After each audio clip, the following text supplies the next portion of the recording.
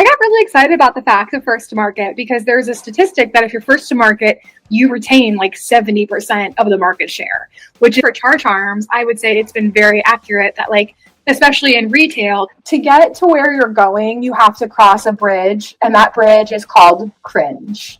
And I think the confidence comes from daily affirmations of where I know I want to be and what I know I want to achieve.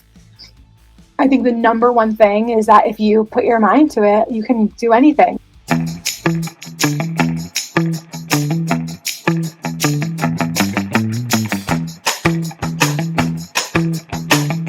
There are founders who built with intention, and then there are founders who just cannot not build.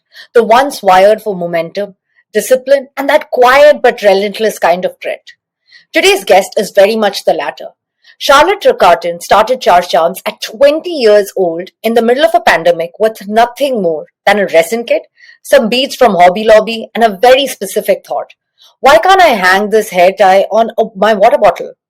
Most people have those ideas and move on. Charlotte didn't. She followed it, she tested, she pivoted, she handmade every product for 2 years. And today, CharCharms is an 8-figure brand sitting on the shelves of Target, Dick's, Urban Outfitters, and many more. All while she bootstrapped, learned on the fly, and built the company from a place of curiosity and sheer audacity. What I love most about Charlotte's story is that it isn't about luck. It's about being the kind of person who acts before she has the blueprint. Someone who is equally willing to learn, fail, iterate, and keep going. Charlotte is thoughtful, self-aware, and surprisingly grounded for someone moving this fast.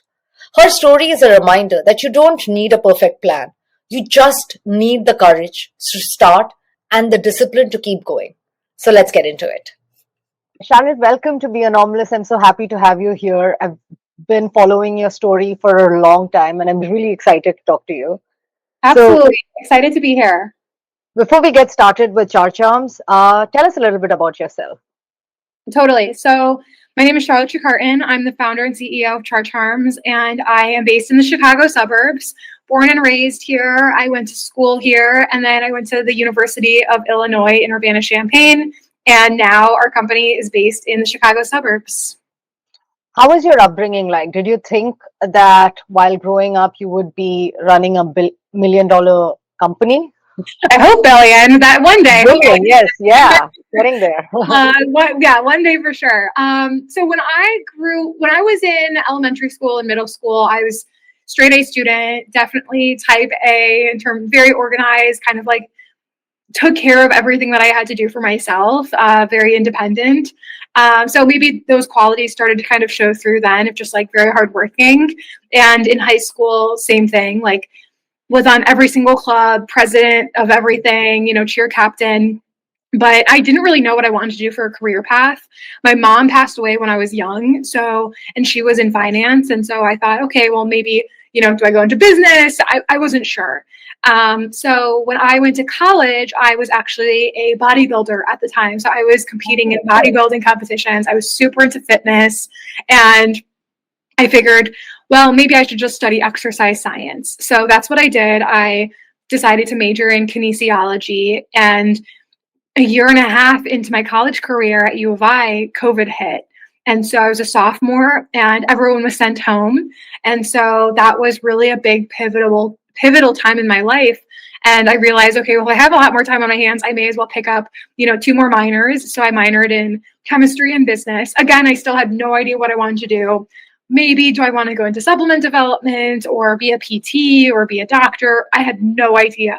And then during COVID was when I had the idea for CharCharms, and that was kind of the history goes from there. Wow, you've been an overachiever all through your life. Like, I guess you could say so. You picked up like things. I mean, you just wanted to keep going and doing without knowing where it's going to lead you. Exactly. So how did your idea for CharCharm come to be? And then what was the first thing that you did? Totally. So I was sitting at home after COVID had hit, bored out of my mind. And I was looking at my water bottle, and I had one of those tight black hair ties on my wrist that, us girls in college or high school would just always have on our wrists, the ones that like leave an indent into your skin. And so I took this hair tie off my wrist and I was like, oh, I wish I could just like hang this on my water bottle. It was just like an impulse thought of like, I don't want to put it down because I'm going to forget it, but I wish I could just put it on my water bottle and like have it there. And so then the idea of a hook on a water bottle popped into my mind. And really at first, I didn't think anything of it. I thought, this is kind of an interesting idea. And then I kind of just like stopped thinking about it. But then the idea came back the next day and it was like that hook on a water bottle. Like maybe that's a kind of a good idea. Immediately I started searching and seeing if there was already, accessories on water bottles. And this was 2020. So it was after my sophomore year. COVID was in its, depths. It was the worst part of COVID. And I was really just starting to kind of like explore this idea. And the water bottles that were popular at the time were like Starbucks tumblers. And like the Hydro Flask era had just ended. So Owalas were not a thing. Stanleys were not a thing yet. And as I started to think about this idea, I was like, wait, this is not a thing yet. People are not accessorizing water bottles. If you searched on Etsy water bottle accessories, you would find maybe 3 listings that were either silicone bumpers that were very like utilitarian, so like silicone a boot essentially on the bottom of your bottle, or it was like beads that you would move to track your water intake. So you would move a bead over every time you drank, you filled up your water bottle. And so that was it. Now, if you go onto Etsy and you search water bottle accessories, you're going to see thousands and thousands and thousands of listings. And of course, we like to think that like we kind of started that era of hydration accessories, but that was really the start. I mean, the fact that you said that when you started off at that point, Stanley was not there, Walla was not there, and on Etsy there was, none of these water bottles. How did you kind of get the validation? Because usually what happens for someone or entrepreneur who's trying to start something, they feel like, okay, this is not a thing, maybe, this is not a good idea. But you actually thought of that as an opportunity. And the fact that you probably would be the first in the market, that's a different mindset. Totally. So, yeah. Well, and also I got really excited about the fact of first to market, because there's a statistic that if you're first to market, you retain like 70% of the market share, which is, and that might be, I don't know if that stat is still true today, but like at least for CharCharms, I would say it's been very accurate that like, especially in retail, because we were first to market in Target, then Dick's Sporting Goods and all those other retailers, we've maintained that share as the water bottle accessory company. We really haven't had to share with other brands, which is really nice, other than like Target's own brand, where they're going to do $1 straw topper in the bullseye section. So I think I was really excited about the fact that we'd be first to market in this, but I never in the beginning thought that it would get to where it's at today. Again, because like Stanley accessories were not a thing. And so when we started to create this product, it was very much so, it started off very utilitarian of like, let's see if we can create a hook that you could stick onto a water bottle, but then you could like hang your keys and you could take on and off your AirPods and make it more of like a very useful item in your life. And I was a gym girl still. So like, that was really what I was looking at, was like, okay, well, what if I can like easily take on and off like my scrunchie and stuff like that. And so that's where it started. And we patented that hook, just a utility patent. We did a provision. And that was very important in our journey, because at least it signaled, I think, to other people that we were serious about this. So like, we're paying for a provisional patent, and that's a couple $1,000s. So I think I just wanted to signal that like, hey, I'm really serious about this product idea. Granted, we did not end up with a stick-on hook that was, you could take things on and off with. So we pivoted after that, and we figured we need something that's going to look cute and that we can hand make, so that we can sell, 10 of them or 20 of them. And so we ended up landing with a handmade resin little heart with a hook off of it that we could stick a double-sided acrylic adhesive onto, that would stick onto your water bottle. And that was our first ever stick-on hook. And then we started selling charms, which were also handmade, or like we would bulk order pom-poms off of Amazon. If I would order like 20 pom-poms off of Amazon and then turn them into keychains and then like Those were our first pom-pom charms. And so that was really how we started to kind of develop products. And so we launched September 21st, or no, we launched September of 2021. Oh, wow. So from 2020 to 2021, you were kind of going through all of these pivots. How did you kind of find your first manufacturer and like Yeah. go through that process? Well, we didn't manufacture until 2023, late 2023, 2024. So we were hand making everything. Oh, Um, wow. yeah, for the first basically 2 years, 2.5 years of our business. Mostly because so what we did do was like I started getting on Alibaba.com, Mm. and that was where I was finding like bulk pom poms and bulk charms, but we still weren't manufacturing anything. Like you can buy a lot that's already being made in China and kind of just like revise it a little bit to be, useful for a stick-on water bottle charm. So I remember even through 2022 and then early 2023, we were hand making every product. And then late 2023, we had our first launch in Dick's Sporting Goods, and that we still handmade and put all that together by hand. And that was a decent size order. I think it was like one pallet that we shipped out, and it was very exciting. And then after that, I realized, okay, get a nationwide order for Dick's Sporting Goods. We're going to be manufacturing this. I have to get a little warehouse. And so that's what we did. So essentially, early 2024, we got that nationwide order. We moved into a warehouse, and then I found someone to manufacture our stick on hooks, and then someone to essentially be able to kind of like manufacture the rest of it. Okay, so when you started off, did you really think that retail was your the model that you were going ahead with? Because you started off as D2C with Yeah. stock and promoting it, through social media to get the word out. So how did you kind of did you think that retail was the next step?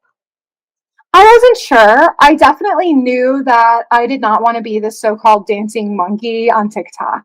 And that's what it was starting to feel like. Like every day I have to go out there and make 3 TikToks, and that's the only way we're going to make money is if we go viral.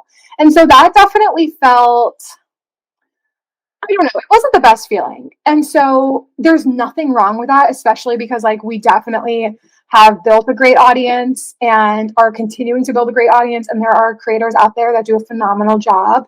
I really kind of just wanted it to be less about me needing to be on TikTok and instead just more so about providing a great product.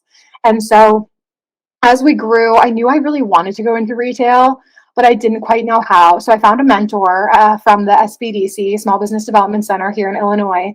And he kind of guided me and gave me some really good advice and wisdom on like, hey, you have to make a line sheet. Then, hey, you have to put together like product proposals, and you need to think about your wholesale pricing and your retail pricing. And so that was so important for me. And like there was a point where I went down to the Claire's headquarters, which is right, it's a 20-minute drive from where I'm at in the Chicago suburbs. And I pitched them and, saw their headquarters. And of course, they ate me alive on margins. Like there was no way I was going to be able to work with them. But I definitely had really good practice in early 2023 before we started launching and Urban and all the other retailers that took us on early in our journey. But I think we just ended up getting really lucky with timing that Stanley came to market. And the mix of Stanley coming to market and like really blowing up, and then CharCharms already being the water bottle accessory company, it was like the perfect storm. So let's back up. When you started off, you just kind of went with the flow. You didn't really, wasn't something like, based off of everything that you're saying, you're a doer. You're more of action-oriented person rather than just, creating the business plan and just doing all of the theory work. You kind of do and figure it out. Totally. So when you decided, I know in one of your videos you'd mentioned about, getting a co-founder and that not working out. So why did you decide to go with a co-founder and not just, think you could do it by yourself? Yeah. Because it's something that you're doing right now. Okay, well, co-founder is definitely a loaded word for the situation that it was. I wouldn't quite call it that. I had the idea for CharCharms, and I had a friend at the time that wanted to help out with it once I fully formed the idea. And so we never signed any agreements on ownership share, and it was a very short-lived relationship. And once we launched and we didn't really make any money, she left. So that was really that. However, there are people now in my kind of sphere of being a business owner that like I look at and I'd be like, we'd be great co-founders together. Like we vibe. You are way better at things that I'm way worse at.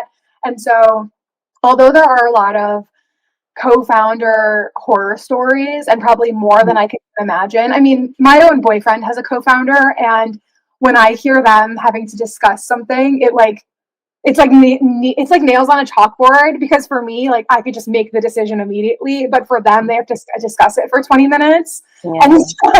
And so like that's one thing that is kind of like frustrating, where like I do love the autonomy of like, nope, it's my decision. I get to choose if we're doing PTO or if we're doing unlimited. So like it's those types of things that I really enjoy with being, just me. But I don't know. I do think that being able to have someone that does have a lot more strength than you and what you're weak in is kind of nice. So who knows? I already started my second venture and I'm doing it solo again. But like that isn't to say that for my next company after this that I wouldn't have a co-founder. But at that point, when that didn't work out, did you feel like you need to go and find someone else, or you were like, okay, I'm just going to do it myself? No, I was very like, I'm doing this. It was my company from the beginning. I didn't need help from it. I knew exactly what I wanted it to look like and how I wanted to go about it. So let's go into the funding part of it. Did you bootstrap from the beginning? Yep, I bootstrapped from the beginning, and pretty much until we got our first nationwide Dick's Sporting Goods order, we were bootstrapped. So I saved up everything. I barely paid myself at all throughout the first 2.5 years, which is honestly a piece of advice I give a lot of my founder friends and just like young founders is like, save all your money because you're going to need it.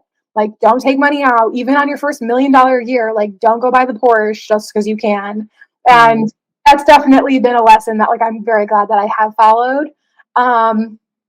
So we bootstrapped, and then once we had some really big retail orders, we did some PO financing. So that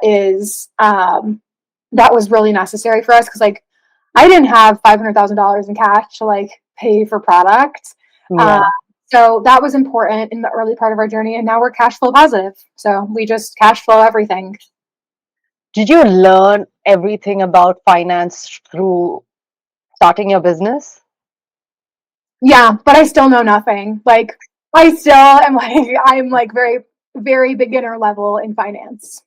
No, but you know your numbers. I mean, you went on Shark Tank and you spoke about the numbers, and I think that's the important part, right?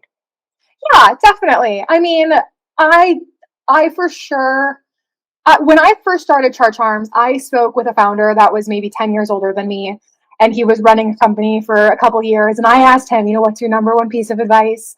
And he told me, know your numbers and look at the numbers every single week, run the numbers. And there's Sean from Ridge Wallet. He is I don't think he's a co-founder. I just think he's one of the owners, I think he's the CEO. He runs all the numbers every single week, and he runs a multi-9-figure brand. So I personally think that I could definitely do more in terms of finance, and it's a muscle that you have to flex if it's not, something that you're naturally good at. And I'm like always trying to learn and get better on like, okay, how do I become more proficient in finances? So I know the basics, but it's some things that are like, okay, cool. How do we loophole this? Or okay, if we know we're cash flowing out, the next year, how do I actually like bring that down into what do I have to do right now based on that projection? So they're just things like that. How did you learn that through, like, what are the tools that you used? And one of the things with bootstrapping, I think a mistake that majority of the founders make is not sort of deciding how much they want to, invest. And they kind of keep, like, the money keeps adding up without anything coming in. So how did you kind of figure that out? That's a really great question. So with Wall Candy or with CharCharms, we were pretty profitable from the very beginning. With CharCharms, it was very easy because I could buy whatever $20 of beads from Hobby Lobby and make 5 hooks and see if I could sell them. And if we did, then great. So like there wasn't really much financial investment into CharCharms other than having Shopify sites set up and then the very basics of the product available, especially because we were hand making everything.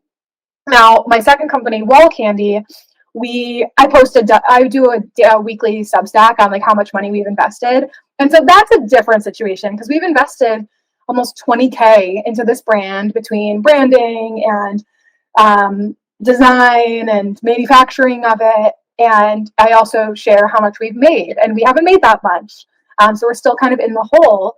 And so I look at that and I'm like, well, how much am I willing to spend before we like decide that this isn't worth it? Um, and I think the answer to that is your number one goal as a CEO is results. And that's usually shown in sales and revenue. But especially in this early phase, when you're a founder and maybe you don't call yourself a CEO, but like your number one job from $0 is to sell. And so that's what we're working on is, okay, we have to sell product on TikTok, on Amazon, and we've made some really great strides in locking in deals with Walmart and Target. We just launched this brand 3 months ago, and we're already going to be launching with both of them next year. So it's like I think like you just have to see these signs of like, okay, cool, there's positive traction and there are people interested. And I think that's your sign of like, keep going. But if you're not getting any of that traction, I don't know. I mean, it depends on how much money you have to like throw into kind of the hole. Why did you decide to bootstrap? I think because there wasn't that much, like, I mean, it wasn't that expensive to kind of create and manufacture for the products for CharCharms. Yeah, because we were hand making it. Yeah. So I was in college. It's not like I had that much money. Yeah. I was working a full-time job to support it. And I just needed to, all I needed money for was for like me to go to Hobby Lobby and buy beads so I can put them together into like little bead charms and like hand make them. And then I had to buy resin online so I could make these little resin hooks. So that's why I was able to bootstrap CharCharms. And then we saved all that money for the first 2 years that when we did get our retail order, we were able to pay for it. Did you doubt yourself throughout this process while you were, building CharCharm, especially in the early stage? Because you are going to get so many comments from people, and especially for you put yourself out there on TikTok on a daily basis. Yeah. So that's a very, very hard thing to do. Yeah. How did you do that? Yeah, I feel the cringe still. Okay. Not so much with CharCharms anymore, but to get to where you're going, you have to cross a bridge, and that bridge is called cringe. And that's just the unfortunate truth, especially when you're putting yourself out there on social media. So when I started, it's a lot easier on TikTok because it's not people you know.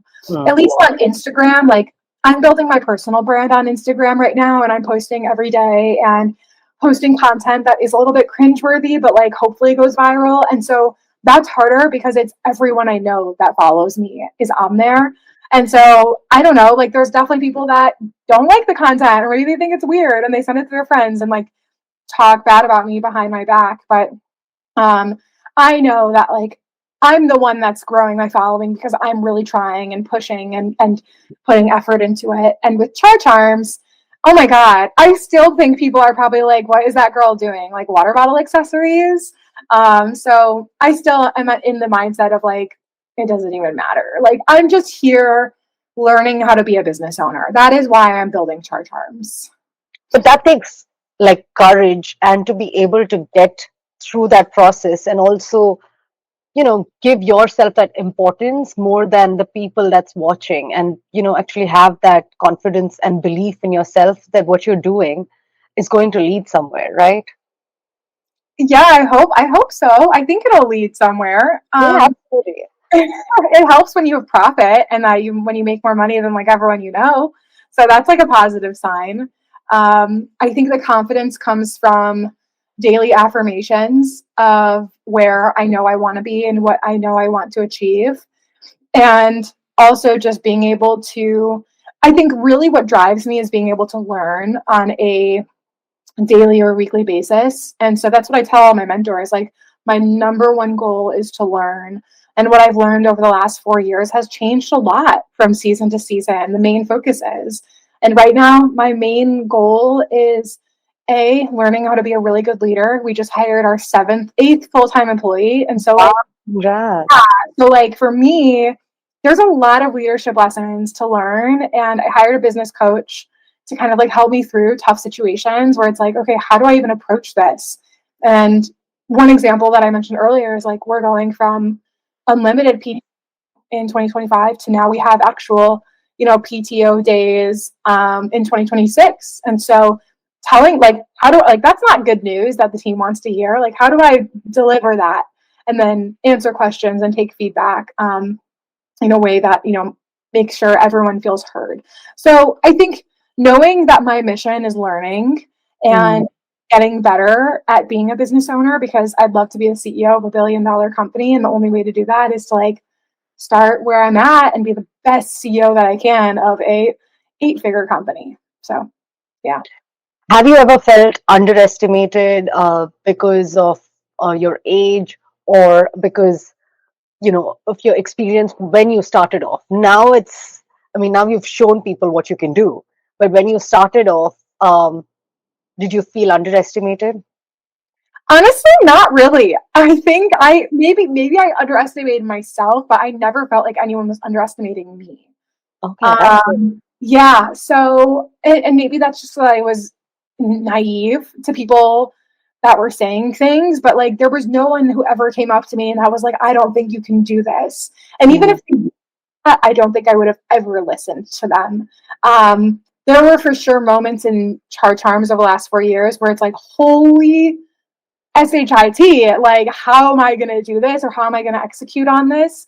And there were, even just getting that $500,000 for a first, massive retail order, like, how do you secure that? Like, that's not easy to get even in PO financing. Mhm.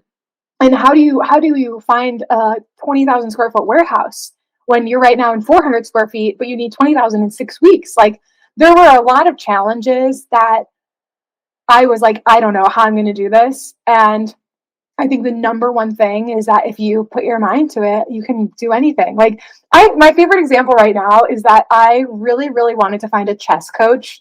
So I do different hobbies every single season. And when this winter's hobby is chess, and I wanted someone to come to me and teach me chess for 1 hour a week. And that was way harder than I thought it would be. And truly, I had sent out maybe 30 or 40 emails to different chess coaches, different high school chess clubs. I reached out to people on Thumbtack and chess.com and like local areas, and no one would do it. And I told my boyfriend, I'm like, I think I'm gonna have to quit. He's like, you know what? If you put your mind to something, I think you'll be able to find a chess coach. And I was like, okay. So I doubled down and I made TikToks and someone commented and I found a chess coach. So like, I Oh, really think that if you are dedicated to getting something done, you can do it. wow. Yeah. Oh my God. I mean, also in this, when you were mentioning the relationships and the people that you're surrounded by, that matters so much because you were almost about to give up, but your boyfriend said, you need that sort of encouragement every now and then, right? Because when Yeah. you're doing so many things are not bound to work Yeah. out, but you kind of have to push yourself. And sometimes you are the cheerleader for yourself, but you need that kind of support, surrounding you. So Totally. how has the relationship changed? Like I've watched your videos and you've spoken about this, that being a founder, the relationships kind of change through the course of, your journey. So how has that changed? Yeah. You mean with my boyfriend? No, it just friendships, Mhm. relationships around you, like even, boyfriend, because it's a lonely journey and there is a cost you're paying for it. But at the same time, it's something that, you don't see it at the time, but you don't need people who are not supportive, right? So Totally. you go through that journey and then you realize that. So how is that journey like for you? Yeah, in the beginning, it's very clear who supports you and who doesn't. Mm. And I also think from the other side of things, I have friends that have started businesses and I have to consciously support them. Like it is a conscious thought of, oh, wait, I should support them. And I comment on their Instagram post or I send them a text message saying that I saw something they did that was really cool. So um I think there's a space where it comes down to with your friends, especially.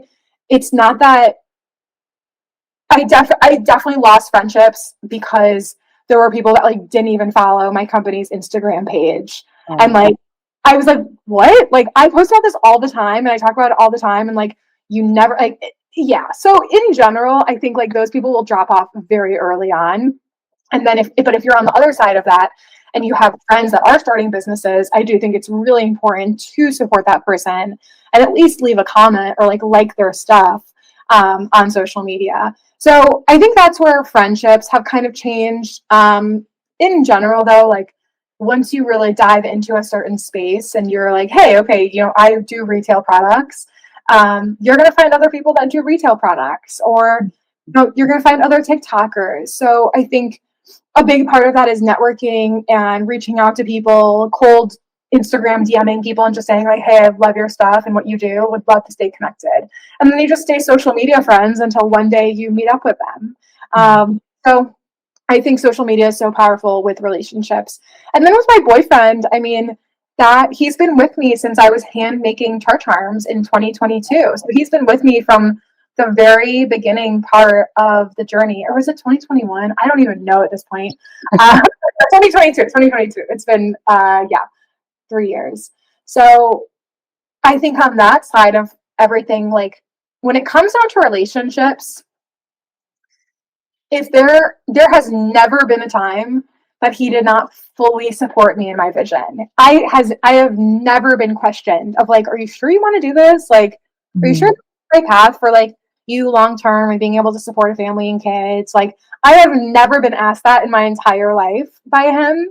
And I think if you have a dream and you want to start a business and your partner is not giving you that 100% full support all the time, like they actually have to truly believe in you, because Mm. so otherwise people are going to make comments. And Yeah. like I will even ask my friends like, hey, like I know you want to do this, but like it's probably not the smartest idea to quit your job. Like I will even kind of bring people down to earth when I am fully like, hey, just a reminder, you probably should not quit your job to like do this muffin side hustle for right now.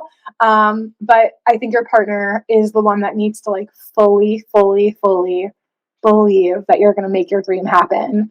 And if they don't, then you can find a new one or just be single. Oh, that is such great advice. And I think also, when you're so engrossed in your business, and especially when you're starting out, you have to make those conscious effort. And you seem very grounded in terms of, yes, this is my business, but at the same time, you are prioritizing other things in your life, like, taking, chess classes or working on your relationships and actually, going out there and doing the other things. Because I feel like a lot of the times founders are so focused on just building, they don't put in that time. So how did you kind of like, when did that transition happen, and how do you do that consciously throughout your journey? Yeah, I look at networking as a very important part of my job as a business owner. And in the early stages of CharCharms, my dad would actually comment and be like, why are you like going to the city so much for all these networking events? He's like, another one? Like, this is like your third event this month. And I look back on those events now, a couple of years later, I'm like, wow, like I'm so glad I went to those, because it's not the person that you meet at the event, it's the Mm. people that they connect you to. And I look at that as an equal part of my responsibility as a business owner, is meeting people that can help my business, whether it's opening up new opportunities or connecting me to new friends. Um, so I've always seen that as kind of like a part of my role. And outside of that, I mean, I'm very lucky that like right now in my life, I do have a lot of balance. And there's really only been a couple times at CharCharms where it's like weeks of 6 a.m. to 10 p.m. grind. But really, I have found that I am able to have a 6-day work week where it's like 8 to 5, 9 to 5, Monday through Friday, and then like some evening hours and then some weekend hours. But like, I don't feel like I'm dying in work. Like, I Mm. thoroughly enjoy it. I make the space for work when I'm here. I work really hard in those 8 hours a day and then on the weekend and then at nights. But like, other than that, I have most of my weekends to really enjoy and just do whatever I want. And I think finding hobbies has been important as well to that journey of like, okay, well, if I have money, I'm not going to spend it on a Louis Vuitton bag or a pool. I'd rather be able to learn golf or, Mm. I don't know, go take dance classes or whatever hobby it is that I'm interested in at the time and kind of just stimulate my brain with something different. No, that makes complete sense. And I think also having that clarity, you seem very mature for your, like, I wouldn't say age, but then even for the journey that you've had, you're like really grounded in terms of what you want, and you have clarity in your vision and everything that you're trying to build. Um, so let's get into retail. Retail is something that it can make or break a brand. And what are some advice? And I'm also like doing my research. I've seen the mistakes that you've made about the working with a retailer and them canceling it. How do you kind of navigate those things? And I've heard so many brands that because of the major retail orders and then they're not selling, they kind of have to shut down. So Mm-hmm. so what is your advice after working with so many major retailers? Totally.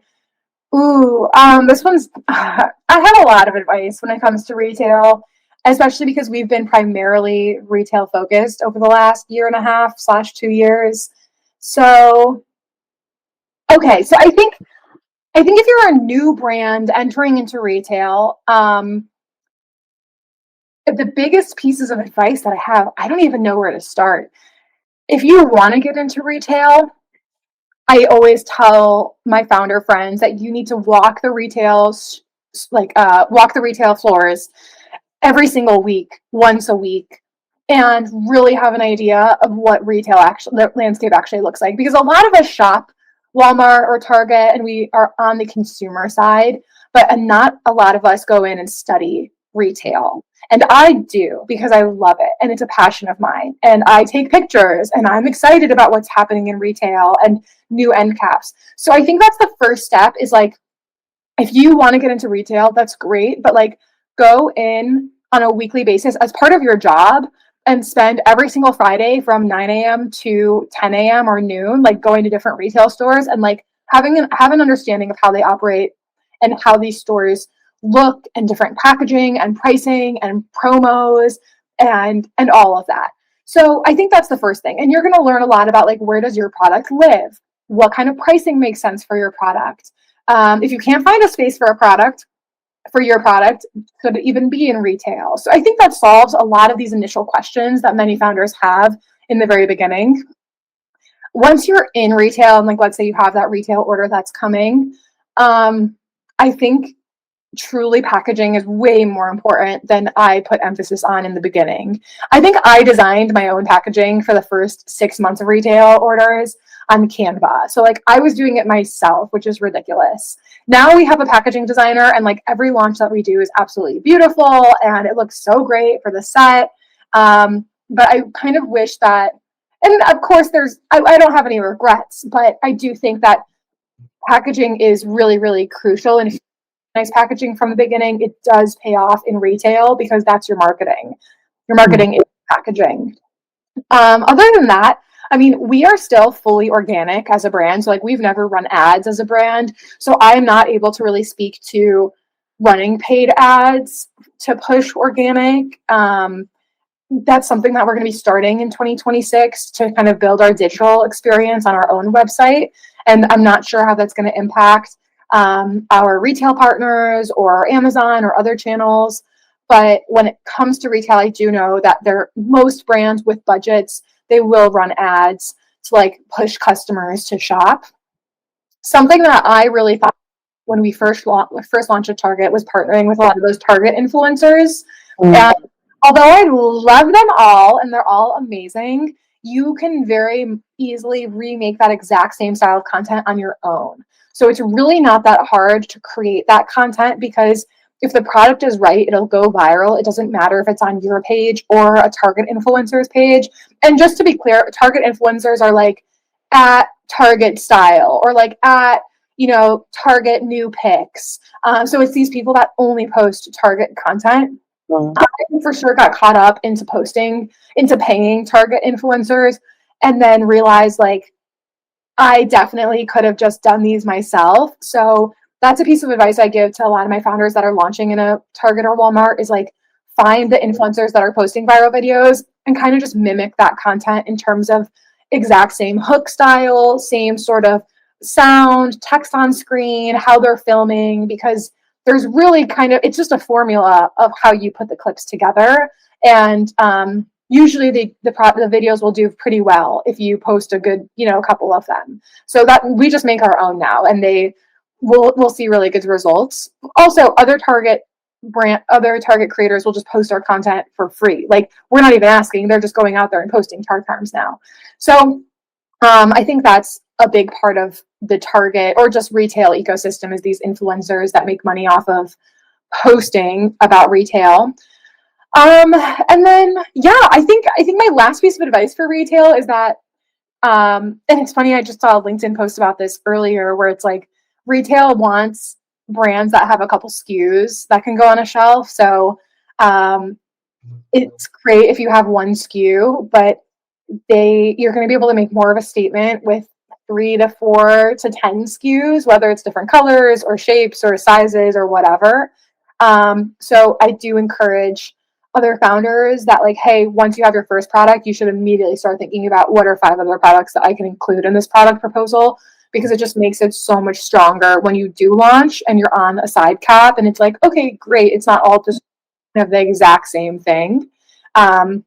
So that's, unless you're like a one shop, unless it's like a one product store that you're launching and it's like, this one product is going to make you millions and millions. I do think variety is like good in product assortment. So I don't know. I think that's my take. And that's the only reason CharCharms has been able to scale to where we're at, is because at first we were stick on hook and charms, and Dick's Sporting Goods asked us if we can do straws and straw toppers and other water bottle accessories, and immediately I said yes. And that opportunity was a multi-million-dollar opportunity, and we had never even produced a straw or straw topper before. So being able to launch new products and bring more to the market has proved to be a very smart way for us to expand. And now we're going to even double down on that in 2026 and launch even more products outside of hydration accessories. So that would be all my advice. There's way more in my brain, but like, those are the advice that I would give to founders that want to launch in retail. That's awesome. And that's great advice, especially for, any early stage startups that are trying to, work with retailers. When you started off, you hired a TikTok coach. What made you do that? And what did you learn from that experience? Yeah. Oh my gosh. So this was a friend of mine, and this TikTok coach, he was like in my friend circle, and he had helped someone else grow their following to 10K on TikTok. And he's like, yeah, I'll coach you for like $200. Like, sure, like, we'll try it out. So for me, it was like me hiring a friend. And I'm like, I need to grow on TikTok. I suck at TikTok. So just like, help me stay consistent. And really, what I look back on that, he was an accountability coach. Like, he is a personal trainer for fitness, where it's like, okay, I'm going to tell you the exact, you're going to do 10 push-ups, 3 sets of these, you're going to eat like this, and hopefully you lose weight. But you might not like, and that's not my problem. So that was really how I looked at my TikTok coach, was, okay, he is here to guide me to hopefully grow my following. And so I hired him, and we started posting 3 times a day. I paid him a couple $100 a month. And every single day we were communicating on like what's going viral, sounds I should be posting to, comments I should be replying to, things like that. And we grew from 0 to 10,000 to 20 to 30 to 40 to 50. And then I stopped working with him, and my page kind of stalled at like 50,000 followers for a while. And then it slowly grew. And now I hired a marketing manager, and now we're, soaring past 100 and hopefully, on to more and more followers as we continue to grow over the next couple of years. So why do you think it stalled? You said like when you stopped working with him, it stalled? Well, I stopped posting 3 times a day. Yeah. So it was really like I was posting a lot, and I was putting a lot of effort into posting. My boyfriend always says that like that was when he met me, was when I started posting a lot on TikTok. And he's like, I remember when, every single day you had an alarm on your phone for 5 p.m., 6 p.m., and 7 p.m. to post. And like every day you had to post something. And so he has core memories, and so do I, of these times of like, no matter what we were doing, I would stop and post the content on TikTok. That is amazing. That's some commitment to be able to do it consistently.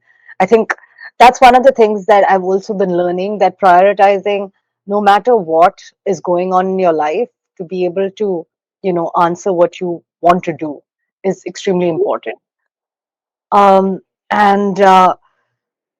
you went on Shark Tank. How was that experience like? And how did you what did you walk away from that experience?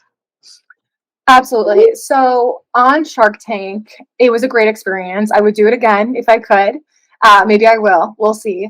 And the best part about being on Shark Tank was there was a couple really great parts. So my first answer was actually going to say the friends that I made through the journey of being on Shark Tank. So now being able to like have, a dozen friends that were all on Shark Tank is really nice. Like I have a circle of people that we're all on Shark Tank and we're all buddies now. And like, that's such a fun, common experience that most people don't have. And it really bonds you. And it just makes you have like mutual respect for people, whether it doesn't matter about the deal or how Shark Tank actually went. I think looking back on that, it's like, it's been such a great thing to have. Now, secondly, I think the best part about being on Shark Tank is just the credibility that it gives you as a founder, especially me being a young founder, being able to walk into a Walmart meeting and the first thing that they say is, you are on Shark Tank? And it's like that credibility alone is giving you such a leg up in the industry of products and running a business. I personally just think so because people love Shark Tank. And so it paints you in a really positive light when people find out that you were on Shark Tank. So I think it's a credibility booster.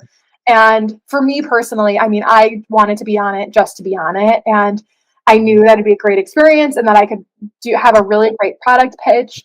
So I tried out 3 times. I did not succeed the first 2 times. And then finally, the last time I did get on, I got a call back. And then we started filming in LA. And then, you don't hear back until you air. And then when you air, it's like the craziest experience of your life. How was your product pitch was amazing. Thank you. How was did you walk in thinking that you would get a deal, and how is that kind of negotiation that you like? I think a lot of the times founders kind of just want to walk away with the deal, but you said no to the sharks, and you said no. This is where I'm going to. I'm not going to budge below 15% equity. That takes some self-conviction. So what did you walk in? Did you have any, people that you were working with in terms of, did you have that clarity in your mind that this is what you're going to, come in with and you're not going beyond that? Definitely. I knew who I wanted deals from. And when those people went out, it was very easy for me to walk away. So I think that made it a much easier process. So Kendra Scott was my guest shark. She was the first one out. Lori, I really would have wanted. She went out. And then Mark Cuban went out. And then the only 2 people that gave me offers were Mr. Wonderful and Damon. And they gave me offers that were just really high.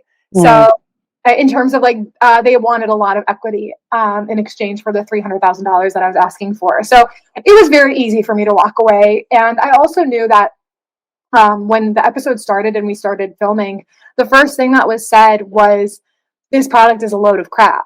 And immediately I knew that it was going to be a good episode because of that drama. And so I knew that, you know, if they chose not to air it, I was going to be surprised, because I think Mr. Wonderful called it crap like 20 times. Yeah. Yeah. Wow. You know, that statement that you just said shows your positive attitude, because a lot of people would take it personally and think of it as a negative. But for you, it was like, okay, this is going to be a great episode and Yeah. it's going to be great for me. Yeah. So that's a very positive like way to look at things. I think also with this experience, did you kind of learn how to kind of make and choose the right partners? What do you mean? Like partners with investors and the people that you're getting in bed with, like in terms of how you're fundraising or anything like that. Did you learn through that process? Well, we didn't fundraise, Yeah. so I think the Shark Tank process just gave me more clarity on why I even wanted to do Shark Tank, and it was because I wanted a mentor. And so Mm. after that, I called up a couple people that I really, really wanted to be my mentors, and they became my mentors for free. Oh, So yeah, not even with equity, not even advisor equity. yeah, I took there's an advisor that I gave 3% advisor equity to. Okay, and Yeah, that's completely worth it. totally. Yeah. Um, how do you see CharCharms growing in the next 5 years, and where do you see yourself? Yeah, I think CharCharms is the accessory company. That's where we're growing, and my only intention in my future is to be the CEO of a billion-dollar company, whether it's CharCharms or another company. But I am absolutely here to grow CharCharms to the maximal, of my ability, and I plan to do that. So we will continue to launch accessories and then products that need to be accessorized. So you're going to see 2026 will be a big year of product innovation for us, and launching new products and building out our direct to consumer pipeline, and also other sales channels like Amazon, because really we've up until this point, we really kind of have just caught up to our growth. And now we're at the point where our team is fully built. I feel confident in a way where I can move forward in the next year and like really double down on growth. And so I feel like we're in a very good spot to now, take our profits and reinvest very heavily. That's awesome. Congrats on all that you've achieved. I mean, this is really hard, especially the scale that you've reached in such a short amount of time. It shows the kind of entrepreneur that you are, and you are going to reach the $1 billion. There's no doubt about it. I hope so, one day. We always end our conversation with a favorite quote that you live by and a favorite book that changed your life. Okay, so I have a quote of the week every single week. So I'll just share my current quote of the week. My current quote of the week, well, it's more so kind of like a analogy for life. And I really like it. I heard of it this weekend. It's, if you wake up with 16, poker chips, and each of those poker chips is kind of like 1 hour of your day, right? You sleep for 8 hours, you're left with 16. How do you allocate those poker chips throughout your day, whether it's on social media for 3 hours or exercising for 2 hours? And so, like, what are you placing your bets on? And so, I know this isn't technically a quote, but I wrote it down as my quote of the week this week. So I'll just share it with you as the quote that I like to share for this. And so that every day, and I reflect on that of, how am I spending my time? And it's okay, 1 hour here doing a podcast today, or 3 hours or 2.5 hours later on my first chess lesson, and or 2 hours with my significant other. And so I think it just is a really good reflection on where you spend your time really does matter. And if you look at your habits and where you're placing those poker chips on your daily hours, and you look at the course of the week, is that how you want to be living? And is where you're placing those bets, does that make sense for how you want your future to look?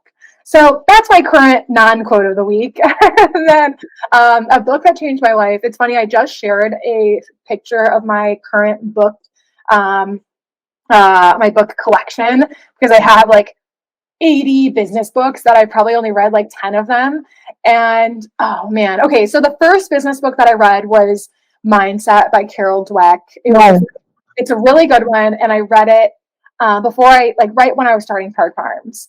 And so that one I really, really like. And it's actually crazy because after I shared that book, Emma Grede, she's the founder of Skims, she had just posted about it afterwards, and I was like, oh my God, it's a sign. Like, I love Emma Grede.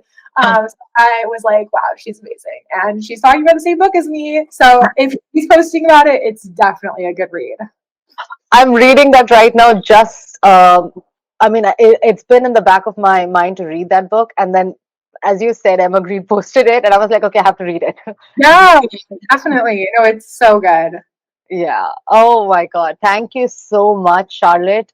This has been such a great learning.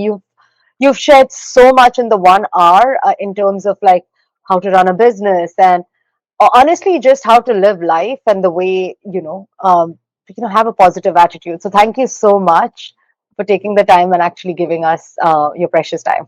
Of course. Thank you so much. And everyone, you can find me at Charlotte Trecartin, Tricar on Instagram, and then you could follow CharCharms at CharCharms on Instagram and TikTok, and then Wall Candy at Wall Candy Shop on Instagram and TikTok.